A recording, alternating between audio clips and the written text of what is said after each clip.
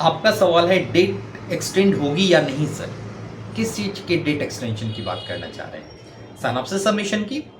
तो आंसर है नहीं, अब डेट एक्सटेंड नहीं होगी, अब न्यू सेशन स्टार्ट होने वाला है। तो सिनॉप्सिस सबमिशन का जो न्यू सेशन स्टार्ट होगा, आप डेट एक्सटेंड का वेट मत कीजिए।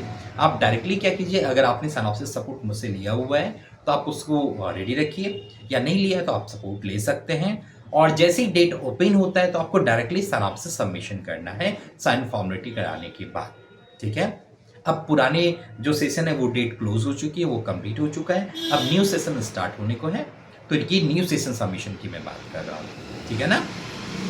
तो अब डेट एक्सटेंड नहीं होगा, जो 30 दिसंबर थी वो डेट क्लोज हो चुकी है। अब न्यू सेशन स्टार्ट होगा और उसमें आप एक न्यू टॉपिक, या तो आप मुझसे कोऑर्डिनेट करके एक न्यू टॉपिक फ्रेम कर लीजिए और उस पर सिनॉप्सिस प्रोसेस कीजिए, और जब कंफर्मेशन आता है फिर प्रोजेक्ट रिपोर्ट सबमिट कीजिए, है ना। दैट मीन्स अब जो सबमिशन होने वाला है आपका वो फेस सेशन में होगा, और उसका मैं बहुत ही जल्द डेट अनाउंस कर दूंगा। यूनिवर्सिटी की वेबसाइट पे भी वो डेट आ जाएंगी, ठीक है।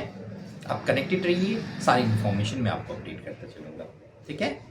और अगर कोई क्वेरी है आपके माइंड में, आप कुछ पूछना चाहें तो आप मुझे कमेंट कर सकते हैं। और आपके अगर प्रोग्राम में कोई प्रोजेक्ट है, आप देख पा रहे हैं कि अगर आप अपनी स्टूडेंट इन्फॉर्मेशन सेक्शन देखते होंगे, वहाँ पे अगर कहीं प्रोजेक्ट मेंशन है तो आपको प्रोजेक्ट सबमिशन की तैयारी अभी से करनी चाहिए, क्योंकि इस पूरे प्रोसेस में टाइम लगता है। यूनिक कंटेंट होना चाहिए, वो कंटेंट किसी से मैच नहीं होना चाहिए, और इन सबको प्रिपेयर करने में वक्त लगेगा, है ना। तो आप सिनॉप्सिस प्रिपरेशन का जो सपोर्ट है वो स्टार्ट कर सकते हैं, और कोई क्वेरी आप मुझसे पूछ सकते हैं। आपको सिनॉप्सिस कब सबमिट करना चाहिए? तो अगर मान के चलिए आपका 2 ईयर का प्रोग्राम है और आप 3rd सेमेस्टर में इन कर चुके हैं, तो आपको सिनॉप्सिस सबमिशन के बारे में सोचना चाहिए। और अगर आपका 3 ईयर का प्रोग्राम है और आप 5th सेमेस्टर में इन कर गए हैं, तो आपको सिनॉप्सिस सबमिशन कर देना चाहिए, है ना। 2 ईयर वाले स्टूडेंट को 3rd सेमेस्टर में सिनॉप्सिस सबमिशन कर ही देना चाहिए। अगर डिले होता है तो फिर थोड़ा सा इम्पैक्ट पड़ जाता है, और 4th सेमेस्टर में आपको प्रोजेक्ट रिपोर्ट सबमिट करना है। और जिनका 3 ईयर का प्रोग्राम है उनको 5th सेमेस्टर में सिनॉप्सिस सबमिशन करना होता है, और 6th सेमेस्टर में प्रोजेक्ट रिपोर्ट सबमिशन करना होता है, ठीक है। आपका सवाल हो सकता है कि मेरा सेमेस्टर वाइज प्रोग्राम नहीं, एनुअल प्रोग्राम है, तो आप ऐसे समझिए कि आप जब 2nd ईयर में इन कर जाते हैं तो आपको सिनॉप्सिस सबमिट कर देना चाहिए, देन आपको प्रोजेक्ट रिपोर्ट सबमिट कर देना चाहिए।